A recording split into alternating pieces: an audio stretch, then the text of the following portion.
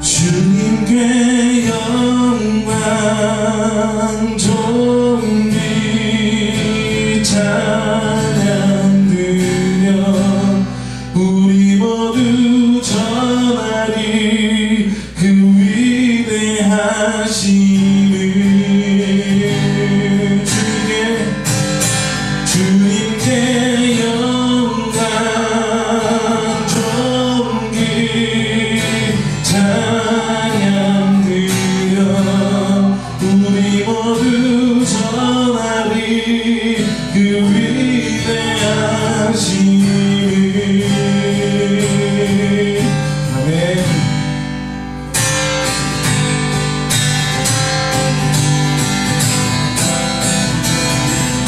영원한 주의 이로우심 비교할 수 없네. 무한한 그는요 주님의 약속이 영원히 낙심한 자들을 일으켜주시며 주를 부를 때 찾아와시니 우리 모두에게 그를 찬양해. 주님께 영광 존귀 찬양 드려 우리 모두 즐거워 주의 이름 높이며 주를 찬양하나이다. 나를 구하오신 주를 기뻐하나이다. 하늘 영광 멀고 이 땅 위에 십자가를 지시고 죄 사인내 무덤에서 일어나 나를 돌리셨네. 주의 이름 높이 하늘 영광 멀고 이 땅 위에 수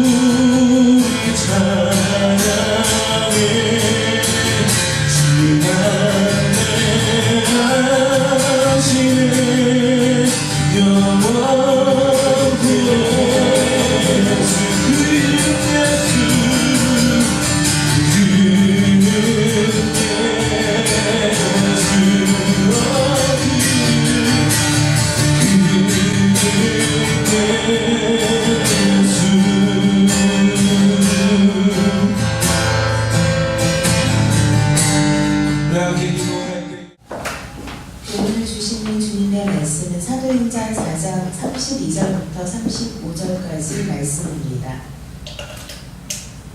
믿는 우리가 한 마음과 한 뜻이 되어 모든 물건을 서로 통용하고 자기 재물을 조금이라도 자기 것이라는 바가 하나도 없더라. 사도들이 큰 권능으로 주 예수의 부활을 증언하니 우리가 큰 은혜를 받아 그 중에 가난한 사람이 없으니 이는 밭과 집이 있는 자는 팔아 그 판 것의 값을 가져다가 사도들의 발 앞에 두며 그들이 각 사람의 필요에 따라 나누어 주니라. 한국에서는 성탄절을 크게 보내지만 외국에서는 서양에서는 부활절을 더 크게 지냅니다. 그래서 부활절에 막 50% 할인 이런 거 상점에서 그런 것도 하고 이스터 할라데이라고 해서 일주일 이렇게 쉬는 국가들도 많이 있습니다. 그래서 한국에서는, 저희 나라에서는 부활절이 되면 어떻게 인사하죠? 별로 안 하죠. 인사는 뭐 별로 없어요. 성탄절 우리가 메리 크리스마스 인사하잖아요. 근데 부활절 때는 한국에서는 별로 이렇게 인사하는 걸 제가 들어본 적이 없어요. 그래서 행복한 부활절이세요, 기쁜 부활절 보내세요, 어색한 것 같아요. 그래서 그냥 영어로 메리 크리스마스처럼 해피 이스터라고 우리 인사해 보겠습니다. 해피 이스터. 해피, 어떻게 감정 1도 없어. 해피 이스터. 네. 기쁜 해피 이스터를 맞이하시길 바랍니다. 종교라고 하면 사전적 의미에는 이렇게 나와 있습니다. 초자연적인 절대자의 힘에 의존하여 인간 생활의 고뇌를 해결하고 삶의 긍정적 의미를 추구하는 문화 체계예요. 굉장히 뭐 이렇게 있어 보이는 말로 이렇게 되어 있지만 어쨌든간 여기서 말하고 있는 것은 종교는 문화 체계라고 말하고 있어요. 세상은 종교를 문화의 한 측면이다라고 얘기하고 있습니다. 문화의 한 측면이다 라는 것은, 그러니까 취향에 따라 선택하여 내가 즐길 수 있는 것을 종교다 라고 얘기하고 있는 거예요. 그렇게 보면은 기독교는 결코 종교가 아니에요.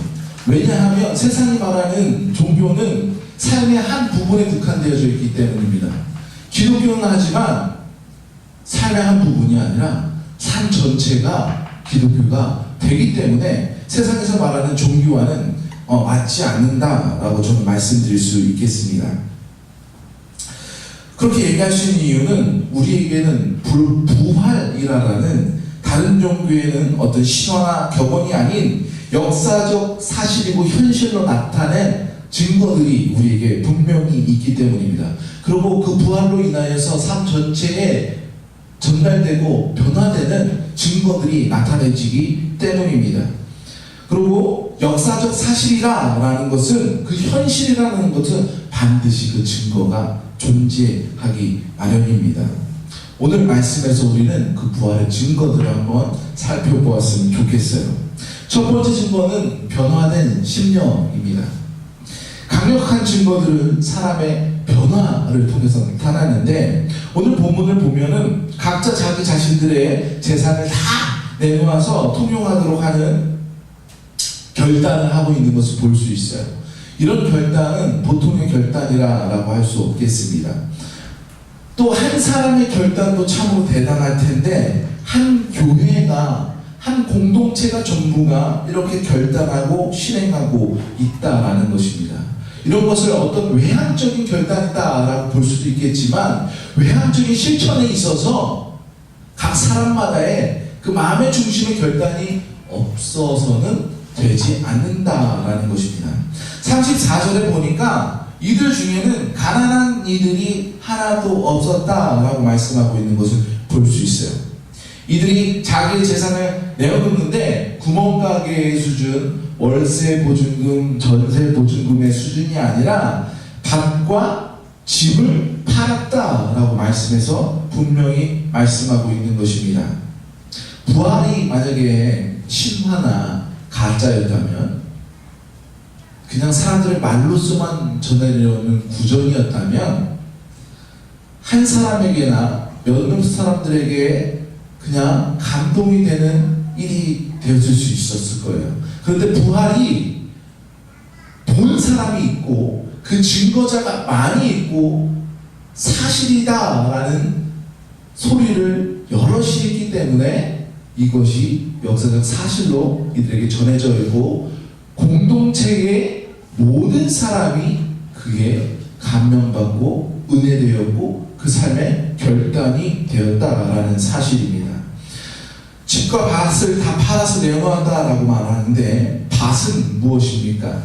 지금으로 말하면 직장이에요. 생산하는 장소입니다.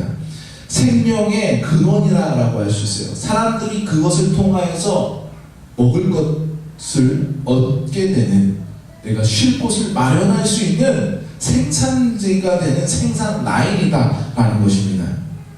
이것에서 거둬들이는 것으로 식량을 삼고 또 팔아서 다른 것과 바꾸기도 하고 헌물을 하기도 하고 그런데 이것을 다 팔았다라는 것입니다. 이것을 내어놓았다라는 것은 내가 그것을 독식하겠다라는 것이 아니라 사람들과 함께 공유하겠다라는 것입니다. 또 집을 내어놓음을 볼 수 있습니다. 집은 의식주가 이루어지는 가장 삶의 기본적인 구성이다라고 우리는 말할 수 있겠습니다.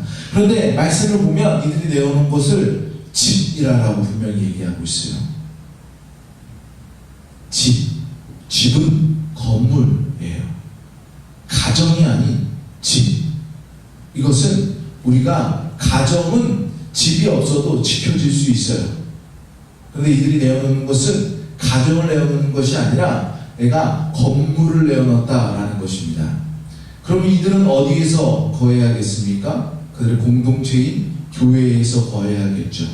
그들의 가정은 또 하나의 교회를 이루어가고 있고 집을 내어놨을 때 더 큰 집, 교회를 얻어가게 되고 그 더 큰 가정을 얻어가고 있음을 우리는 말씀을 통해서 볼 수 있다라는 것입니다.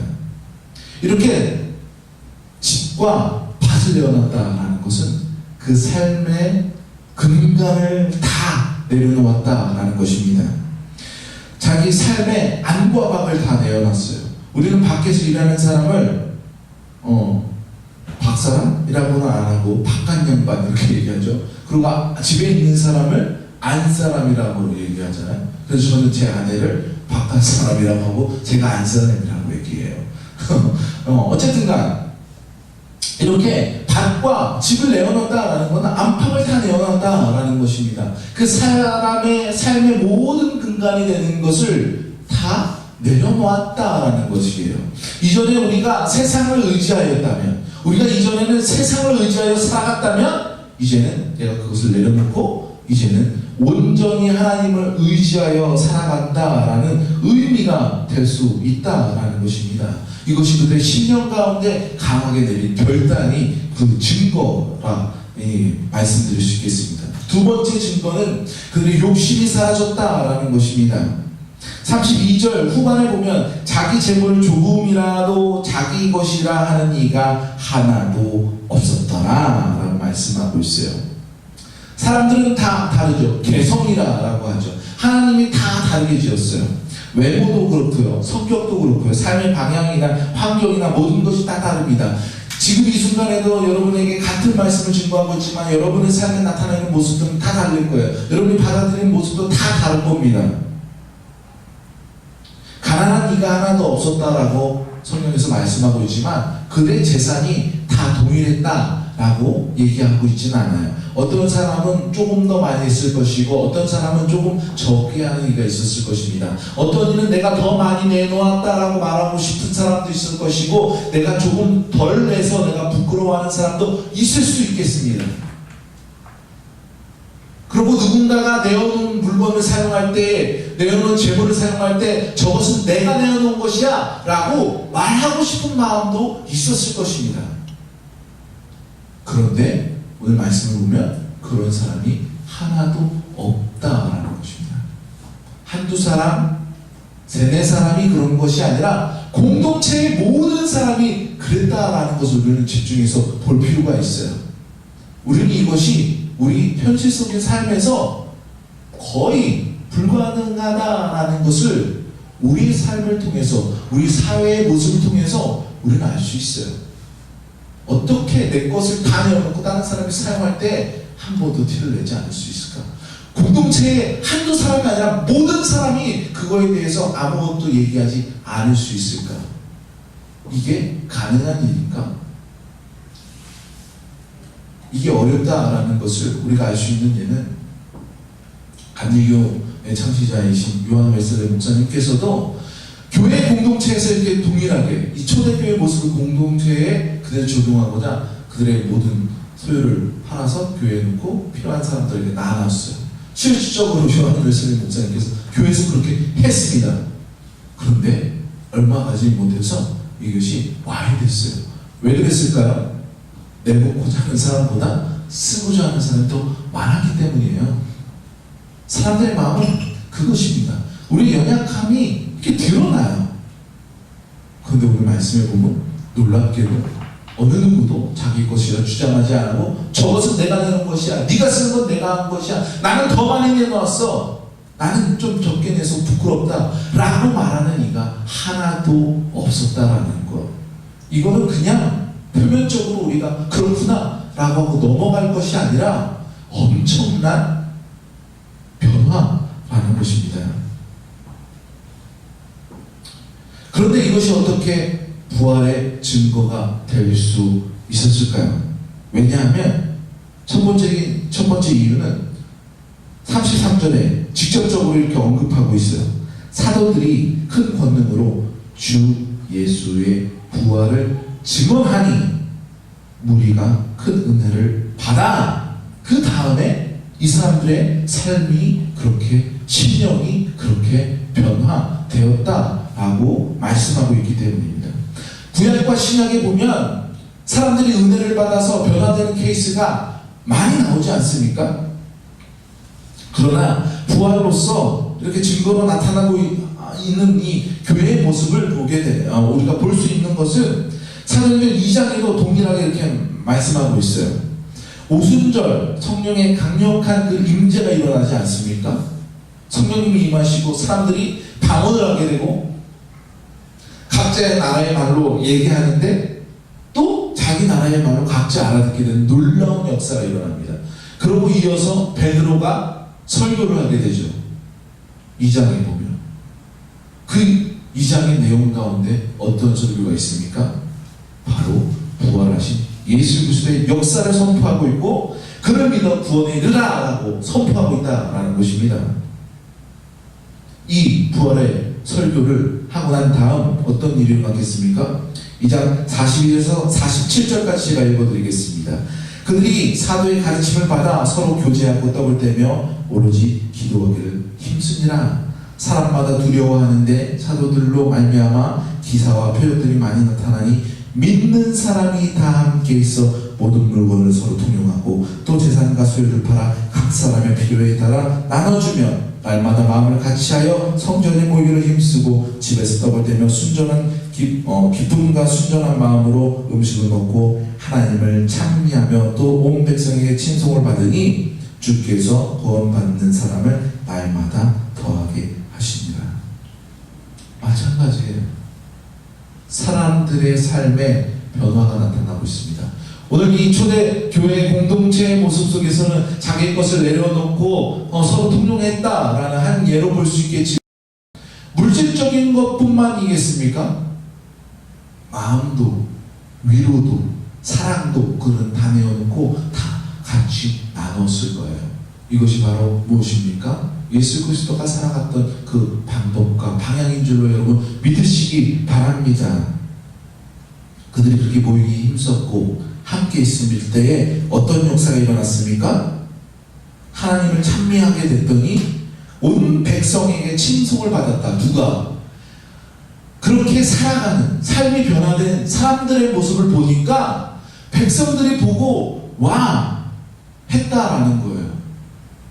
부활의 역사를 체험한 사람들의 모습을 보고 다른 사람들이 와 했다라는 겁니다. 저 사람들 대단한데 그러고 어떻게 됐습니까? 구원받는 사람은 날마다 더했다. 그의 삶을 통하여서 또 복음이 증거되었다라는 것입니다. 우리는 교회 안에서 혹은 그리스도인들끼리 믿음이 좋아졌어, 믿음이 성장됐어, 신앙심이 저 사람 깊어, 믿음이 떨어졌네, 믿음이 약해졌네, 신앙이 엉망이니 이런 얘기를 표현을 사용합니다.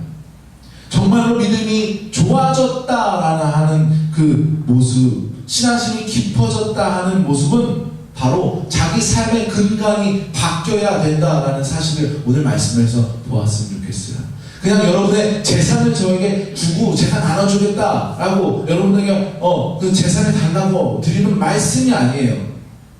이것은 삶의 근간을 바꾸라라는 말씀입니다. 뭐로 인하여서 부활의 기쁜 소식을 듣고 체험한 이들로 인하여서 삶의 근간을 바꾸라라는 것입니다. 어떻게? 세상에서 예수 그리스도예요. 하나님의 나라로. 우리가 이전에는 세상에 살아가는 백성이었다면 이제 천국을 살아가는 백성으로서 세상의 것으로서 더 이상 미련을 두지 아니하고 욕심을 내려놓고 다 하나님 앞에 나아갈 수 있어야 된다라는 것입니다. 그것이 우리 마음의 결단뿐만 아니라 삶의 실질적인 변화로서 나타나야 된다는 것입니다. 그렇게 되어질 때 어떻게 됩니까? 교회가 세상에 나타내지게 되고 그것이 빛이 되게 되고 그것이 소금이 되게 되고 그때에 사람들이 와 하게 되는 것이고 그때에 사람들이 복음을 듣게 되는 것입니다. 지금 오늘날 그리스도의 부활을 얘기하고 복음을 증거하게 되고 교회가 사람들을 도와주겠다라고 얘기하고 공짜로 무엇을 나눠주겠다라고 하고 위로가 되어야겠다 하고 공짜로 뭐 카페를 열었다 무슨 복지를 한다 라고 해도 사람들이 교회를 불신한 이유가 뭐겠습니까? 우리 마음이 아직도 세상을 소유하고자 하는 아직도 하나님의 백성이 되지 못하고 근간을 바꾸지 못하고 살아가는 우리의 마음이 있기 때문이 아니겠습니까? 우리가 온전히 하나님의 백성 되을 때에 부활의 역사가 우리를 통하여 세상에 증거되는 줄로 여러분 믿으시기 바랍니다. 그리고 그러한 삶의 변화를 통하여서 이 교회가 하나님의 나라가 확장되어짐을 믿으시기 바랍니다. 이 시간에 간절히 여러분들께 원하건대 간구하건대 부디 부활의 복음을 들은 우리가 변화에 앞장서게 되며 우리 삶을 통하여서 이 땅의 모든 사람들이 또 부활의 체험을 할 수 있게 되기를 간절히 소망합니다. 주님의 이름으로 축원드립니다. 기도하시겠습니다.